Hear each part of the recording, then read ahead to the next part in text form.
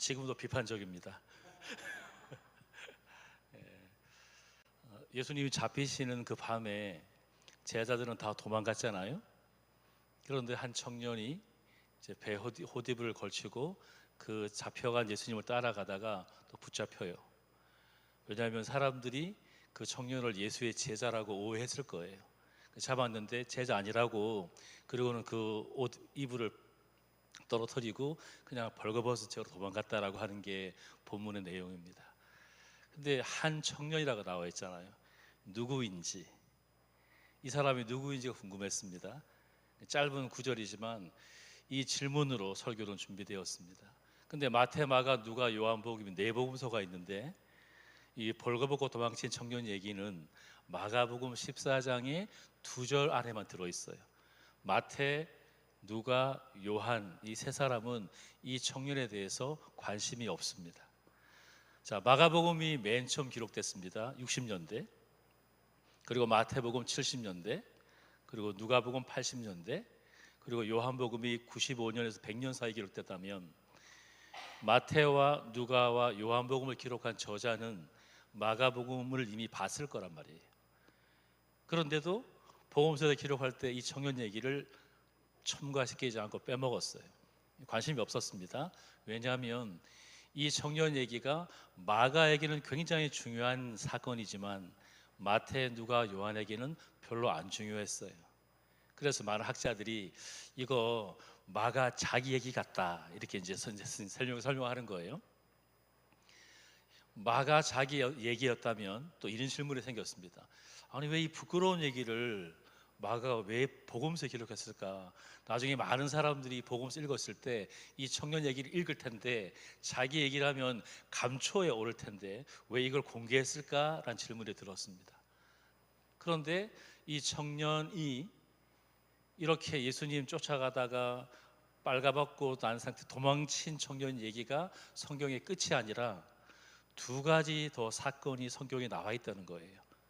자, 예수님 잡힐 때 붙잡혀 갔을 때 청년이 도망쳤던 얘기는 AD 30년이에요. 그리고 나서 이 청년 마가가 자라서 자기 과거의 아픈 슬픈 얘기를 기록했을 때는 AD 64년에서 67년 사이예요. 그러니까 최소 34년 이후에 복음서를 기록했단 말이에요. 근데 그 사이에 또 하나의 이 청년 마가 스토리가 사도행전 13장에 들어 있습니다. 그때는 바울과 바나바가 1차 전도 여행을 떠났습니다. AD 46년, 47년, 48년이에요. 이때 이 바나바의 조카가 마가였습니다. 그러니까 바울과 바나바가 전도 여행 갈 때 이 삼촌인 바나바가 우리 조카 데려갑시다 하고 데려갔을 거예요. 열심히 따라갔겠죠. 그런데 고향 키프로스 구보로를 전도하고 이제 버가로 배로 건너가서까지는 이 세 사람이 전도를 잘했습니다.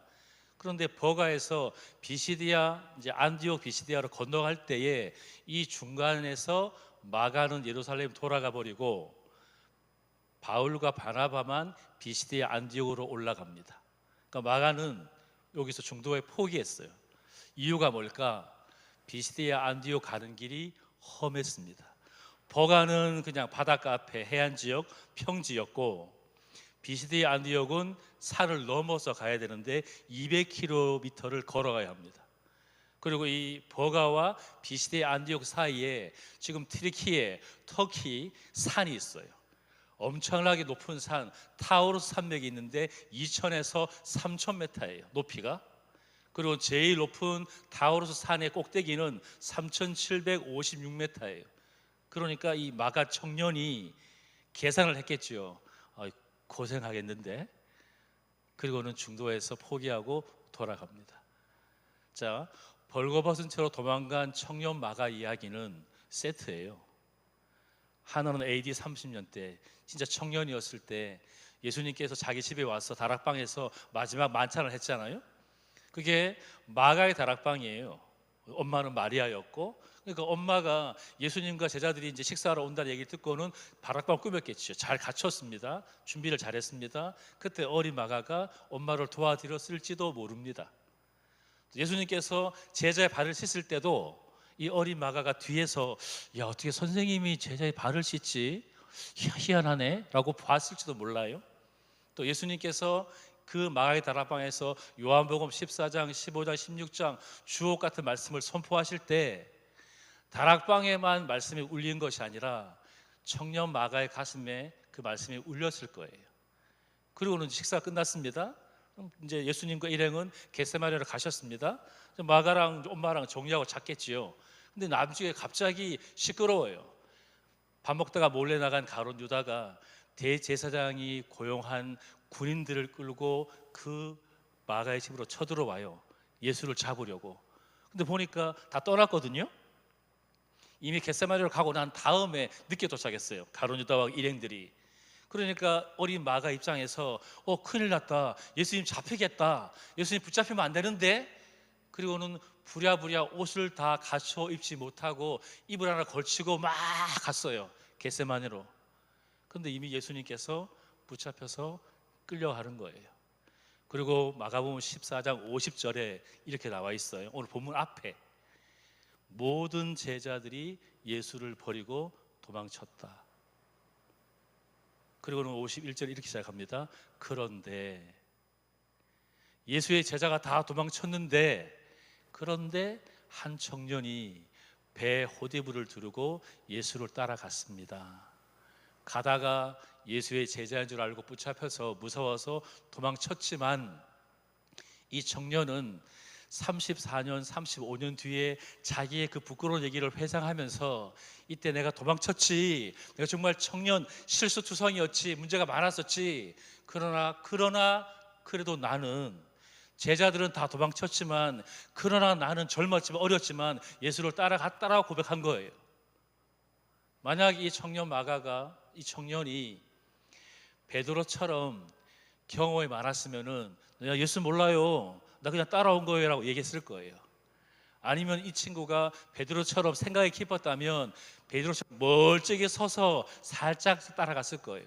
근데 그냥 순수하게 예수를 바로 따라가다가 붙잡혔어요. 그리고 17년 뒤에 삼촌과 더불어서 바울과 함께 전도여행 갔을 때도 중간에 또 포기하고 또 나왔어요. 이 두 사건은 청년 마가에게 내가 누구인가에 대한 정확한 고백을 합니다. 나는 실패자다, 나는 실수투성이다, 나는 중도에 포기를 잘한다, 나는 그저 성공하지 못하고 늘상 도망가는 사람이었다. 근데 이것이 마가 이야기의 끝이 아니잖아요.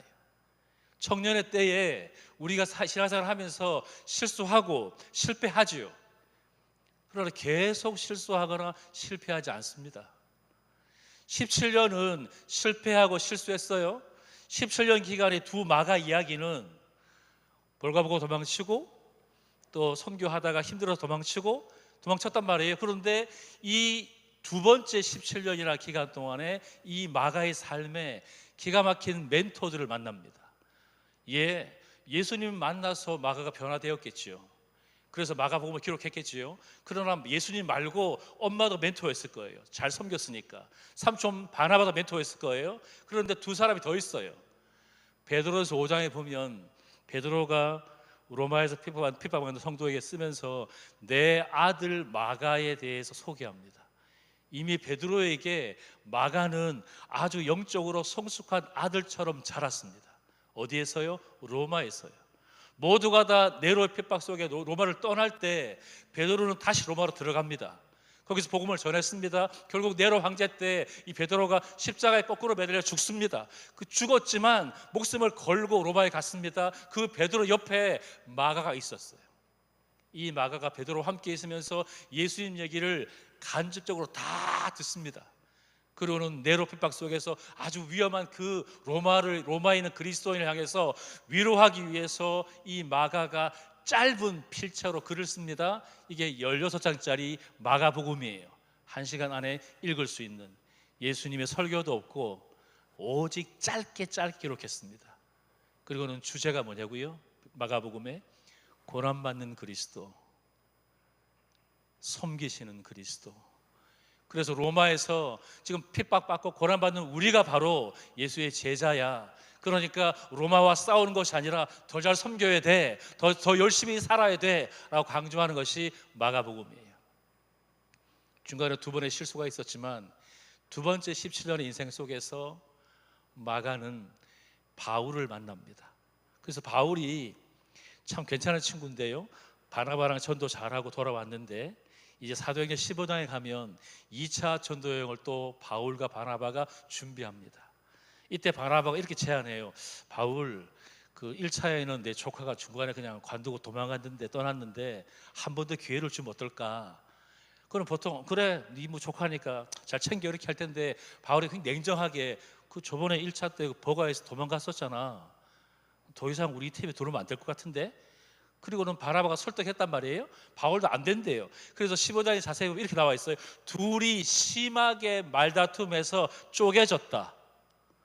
바울과 바나바 이 한 팀이 조카 마가를 다시 데려가자라고 하는 이 얘기 때문에 이 바나바하고 바울이 쪼개져서 바나바는 자기 조카랑 같이 구브로로 갔습니다. 바울은 신라와 함께 다시 터키 쪽으로 갑니다. 얼마나 마가가 바울에게 골칫덩어리였으면, 얼마나 실수가 많고 미숙했으면 바울이 무익한 사람이라고 얘기했단 말이에요. 근데 이 바울이 나중에 로마에서 역시 네로 황제 당시에 로마에 사역할 때에 베드로이 바울도 감옥에 들어갔잖아요. 감옥에서 이제 참수형을 얼마 전에 마지막으로 개인적으로 바울이 디모데에게 두 번째로 쓴 편지 4장 11절을 보면 이렇게 마가를 소개합니다. 나 지금 감옥에서 춥다, 너 외롭다, 의사인 누가만 남아있고 다 떠났다. 디모데야, 너 좀 왔으면 좋겠다. 올 때 추우니까 내 겨울 코트도 갖고 왔으면 좋겠고, 그리고 마가 좀 데리고 와라. 마가가 내 일에 아주 유익한 사람이다라고 고백합니다. 그러니까 자기는 곧 이제 순교 당할 상황인데도 내가 죽고 나면 이 로마에서 누가 복음을 전하지? 그런 고민을 갖고 있는 그때에 그 차디찬 바닥에 앉아서 마지막 편지를 쓰는 바울 마음속에 미소가 지어졌고 바울 마음속에 소망이 생겼어요. 왜냐하면 마가가 이제 로마에 남아서 내가 죽어도 복음을 전할 거라고 믿었기 때문입니다. 여러분, 마가는 실수투성이에요. 미숙한 사람이에요. 연약했어요. 실패했어요. 도망갔어요. 마가가 버린 건 호디불만이 아니에요. 예수를 버렸어요. 마가가 버린 것은 그냥 삼촌과 바울과 함께 열심히 전도하러 갔던 선교 사역이 아니라 예수를 버린 거예요. 그런데 또 한 번의 17년을 지나면서 마가의 인생이 바뀌어요. 마가복음을 기록합니다. 베드로의 영적 아들이 되었습니다. 그리고 바울에게도 주먹을 불고 쥐고 그래, 마가가 로마에 있지, 괜찮아, 내가 죽어도, 이럴 정도로 마가는 자랐습니다. 어떻게 해요? 예수 그리스도를 만났기 때문이고, 그리고 영적인 멘토인 베드로와 바울을 통해서 이 실수와 실패투성이 미숙한 청년이 어른으로 자랍니다. 어린 마가가 어른 마가가 되었습니다. 사랑하는 청년 여러분, 초자연적으로 우리는 성장하지 않습니다. 우리는 하나님의 은혜도 필요하지만 마가처럼 베드로와 바울, 바나바 같은 교회 공동체 안에 영적인 멘토, 선배들, 어른들을 통해서 자라게 돼 있습니다. 그러니 오늘 이 메시지는 청년 여러분들을 위한 메시지이기도 하지만 지금 어른 여러분들에 대한 하나님의 메시지예요. 이 청년들을, 실수하고 실패하고 포기하고 도망치는 청년들을, 괜찮아, 뭐 너희들은 다 그러는 거야, 계속 이렇게만 계실 거예요? 괜찮아. 아니요. 손을 잡아주셔야지요. 내 경험을 얘기해 줘야 되지요. 예, 나도 실수했어, 실패했어, 도망갔어, 지금도 두려워. 근데 어떻게 하면 더 이상 실패하지 않을까? 어떻게 하면 더 이상 실패하지 않고 중도에 포기하지 않고 계속 더 갈 수 있을까? 이 얘기를 누가 해야 되는데요? 하나님 음성으로요? 그것도 필요하겠지만 인생을 살아보신 우리 어른들이 해 주셔야지요. 영적인 멘토가 되어서. 제 인생 살면서 뭐 선택할 때 실수 안 했을까요? 실수했지요. 실패했지요. 도망갔지요. 힘들었지요. 제가 처음 교회 갔을 때 있을 집이 없었어요. 종안의 집에 잤어요. 고2, 고3 때 교회 지하실에 잤어요. 토요일, 수요일 날 예배드리러 가서 교회 자고 갔어요. 자주 잤어요. 있을 집이 없었으니까.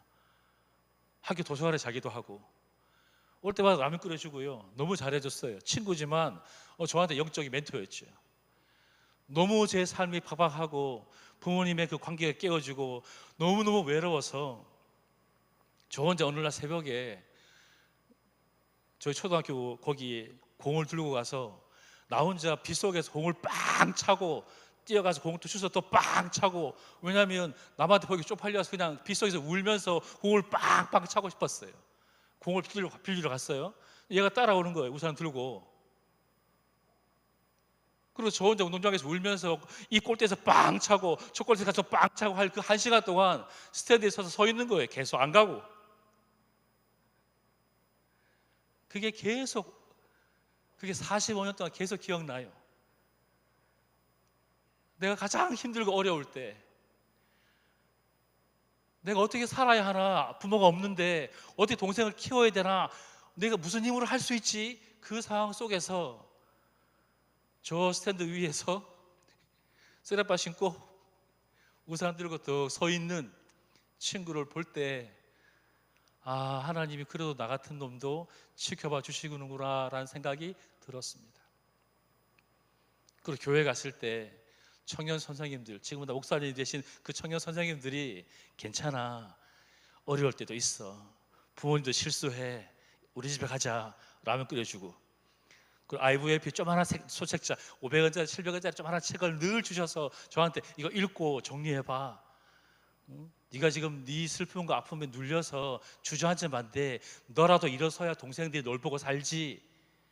그게 제가 고2, 고3 때 받았던 교회 고등부에서의 교육이었어요. 말씀 읽어봐. 예수님 왜 돌아가셨는지, 왜 고난당하셨는지, 왜 네가 고난당하고 있는지 생각해봐. 그것이 저희 고등학교 시절이었고, 청년 시절은요, 부모님의 돈이 없어서 대학교를 못 갈 뻔했어요. 근데 저희 전도사님께서 불쌍한 저를 위해서 기도하시다가 교회 어른들 구역장 권찰 모임할 때 규식이가 지금 대학 가야 되는데 학비가 없대요. 이렇게 전도사님이 얘기해서 이렇게 기도하시는 가운데 그 교회 권사님 집사님들 그 구역장 권찰 그 모임에서 10,000원씩 모아줬어요. 제 대학교 1학년 그 입학금을요. 그거 하고 기도실에서 계속 울었어요. 속이 상해서 나는 왜 불쌍하게 살아야 되나 해서 울었고, 또 하나는 하나님이 나 처음 교회 왔을 때 네 부모는 너를 버릴 수 있어도 나 너 안 버릴 거야 라고 하는 그 약속이 이렇게 이루어진다는 사실 앞에 너무 감격했어요.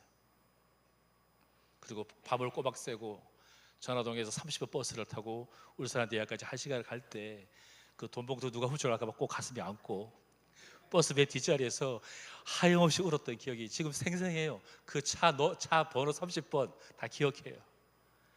그렇게 학교를 갔습니다. 돈이 없으니까 또 한 학기 하고 휴학하고 1년 동안 노가다 하고 애들 과외하고 식당에서 열심히 설거지하고 1년 돈 벌어서 또 1년 공부했습니다. 또 1년 휴학했습니다. 7년 만에 겨우 대학을 졸업했습니다. 근데 안 부끄러웠습니다. 나는 내 인생에 최선을 다했거든요. 누가 안 도와줘도 하나님의 은혜로 살아갈 수 있는 방법들을 내가 깨달았으니까요. 그리고 청년이 지나고 신학생이 되고 결혼하고 또 아이 아빠가 되고 목사가 되고, 이 긴 시간 동안에, 즉 처음 교회 간 날로부터 45년 동안 여전히 실수하고 실패하고 두렵습니다. 도망치고 싶을 때도 있습니다. 사역이 힘들어서. 왜냐하면 너무 힘들 때도 많습니다. 그럴 때마다 기억합니다. 하나님이 나를 부르셨고, 그래서 하나님이 나와 함께 하시기 때문에 이 실수와 실패는 내가 성공할 수 있고 없고를 내가 결정할 수 없잖아요. 그러나 이 실수와 실패는 내가 성장하는데 반드시 필요한 과정이라고 믿게 되었습니다. 그래서 매 순간 실수합니다. 말도 실수하고 행동으로 실수하고. 근데 돌아보면 꽤 많이 성장해 있는 걸 볼 수 있습니다. 청년 여러분, 실수해도 됩니다. 실패할 수도 있습니다. 왜? 아직까지 미숙하고 자랄 젊은 청년들이니까. 그러나 기억해야 될 게 뭐냐면, 내가 실수한다고 실패한다고 그게 내 닉네임이 아니에요. 실패자야, 넌 실수투성이야. 아니요, 우리는 지금 과정을 거치고 있습니다. 성숙하는 과정을 거치고 있습니다. 반드시 잘하게 돼 있습니다. 그 주변에, 여러분 주변에 지금 같이 예배드리는 이 어머니 아버지 같은 분들이 있잖아요. 이분들을 통해서 우리는 더욱더 성장하게 될 것입니다. 우리가 지금 등이 있는데요, 저 전구를 발명한 사람이 토마스 에디슨을 우리 다 알고 있습니다. 이 사람이 이 전구를 발명할 때까지 1000번 동안 실패했습니다. 그러니까 1000번 실패하니까 기자가 이렇게 물었어요. 에디슨 씨, 1000번이나 실패했는데 포기하는 게 안 낫겠어요? 왜 자꾸 더 계속 연구하시냐고. 이때 에디슨이 이렇게 말합니다. 실패 안 했는데요. 내가 1000번 시도했는데요. 1000번 동안 내가 열심히 시도했고, 나는 1000가지 전구를 만들 수 없는 방법을 내가 알게 됐어요. 그래, 또 시도할 거예요. 1001번째에 이 전구를 발명했습니다. 실패가 아니에요. 도전하는 거지요. 또 해보는 거지요. 내 마지막 내 목적을 달성할 때까지. 그럼 청년 여러분들에게 뭐가 필요할까요? 참아야 되는 거잖아요. 끝까지 할 수 있는 거. 중도에 포기하는 게 아니라 끈기 있잖아요. 내가 시작한 일, 하나님께서 나에게 원하시는 이 일을 내가 마칠 때까지, 바울의 마지막 고백처럼 내가 목숨을 걸고 내 믿음의 경주를 마치는 것이 청년이 선택할 모습이죠. 그 과정과 그 내용들은 우리가 할 수 있는 게 아니에요. 그저 끝까지 가는 거지요. 여러분, 닭을 잘 튀기는 기술을 갖고 있는 사람이 있었습니다. 그 기술을 아무도 인정하지 않았습니다. 진짜 맛있는 닭이에요. 노은 도미니카의 주식은 닭이, 매일 닭 튀겨 먹어요. 닭이 제일 흔하니까, 제일 싸니까요. 근데 그보다 더 맛있는 그 닭 튀기는 레시피가 있었단 말이에요. 그걸 팔아서 돈을 벌고 싶은데 아무도 안 알아줬어요. 3년 동안 트럭 조그만한 거 가지고 다니면서 그 안에서 자고요, 닭 튀겨서 하루 음식을 때우고, 화장실에서 세수하고, 3년 동안 전국을 다녔습니다. 1009군데 레스토랑에 레시피를 설명했지만 다 거절당했습니다. 1009번씩이나. 1010번째 가는 레스토랑에서 처음으로 자신이 가지고 있는 닭을 맛있게 튀기는 레시피를 팔고 로열티를 받습니다. 지금 그 닭 튀기는 그 가게는요, 전 세계 80개 나라에 13,000개가 넘는 매장을 가지고 있습니다. 켄터키 프라이드 치킨이요. 주인이 바뀌었습니다. 처음 시작한 커넬 샌더스는 이미 오래전에 죽었어요. 근데도 여전히 KFC 로고에는 흰색 양복을 입고 수염이 있고 퉁퉁한 할아버지가 나와 있어요. 웃는 할아버지가. 그 사람이 커넬 샌더스예요. 도전하십시오. 포기하지 말고 시도하십시오. 끝까지 계속하십시오. 그래야 청년이지요. 포기하지 말고. 그래서 벗은 몸으로 달아난 청년 마가 이야기가, 이 부끄러운 얘기가 이 인생의 끝이 아니라 과정에 불과했다는 것을 기억하십시오. 나도 이 과정에 불과하다. 나도 한 걸음 더 갈 수 있다. 나 더 시도할 수 있다. 그래서 하나님이 내가 제일 잘하는 그 일을 하게 하실 걸 믿고 계속 시도하고 계속 도전하십시오. 그래서 나중에 여러분의 실수와 실패가 성장의 밑거름, 또 정말 보약 같은 것이었다고 고백하게 될 거라고 저는 신뢰합니다. 제 인생 45년 돌아보면 하나님이 계속적으로 나와 함께 하시는 것이 은혜가 되었고, 또 도전하고 또 도전하고 또 도전할 수 있었던 이유는 끊임없이 제 곁에 서서 저를 지지하고 믿어주는 하나님의 은혜예요. 그리고 제가 눈물을 흘리면서 공차할 때 저 스탠드에서 우산 들고 날 지켜봐줬던 친구, 그리고 많은 사람들이 저를 위해서 계속 기도하시기 때문이라고 저는 충분히 고백할 수 있습니다. 청년 여러분 주변에 그런 영적인 멘토가 많이 있을 거예요. 그러니 여러분 믿음을 가지고 용기를 가지고 전진하십시오. 하나님이 여러분들의 삶을 축복하셔서 마가처럼 아름다운 삶을 살게 하실 것을 믿습니다. 기도하겠습니다. 하나님 아버지, 이 귀한 시간에 성수동교회 청년들과 어른들과 함께 마가 이야기를 나누었습니다. 실수와 실패가 우리의 삶에 흔하지만 그것이 우리의 별명이 아니라, 우리의 좌우명이 아니라 그것은 하나의 과정에 불과한 것을 이 시간 믿음으로 선포합니다. 계속 시도하겠습니다. 계속 나아가겠습니다. 그러니 하나님께서 함께해 주시고 영적인 멘토들을 붙여주셔서 우리 청년들이 정말로 성장하고 성숙해서 성공적인 삶을 살아갈 수 있도록 축복하여 주시옵소서. 예수님의 이름으로 간절히 기도하옵나이다. 아멘.